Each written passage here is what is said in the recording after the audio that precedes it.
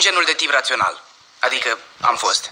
Știam legile universului, de genul... Ploaia e făcută din apă, copacii nu vorbesc, magia nu există, iar tapiseriile nu prezic viitorul. Dar chestia cu știința e că faptele sunt doar fapte până când apare ceva și dovedește că totul e greșit.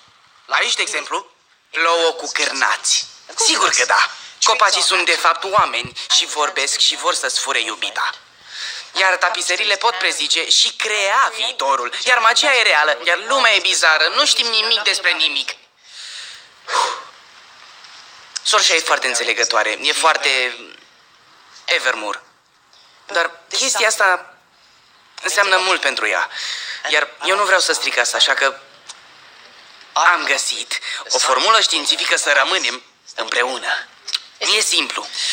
Aduni săruturile cu atracția, înmulțești cu lucrurile în comun și scazi tradițiile bizare.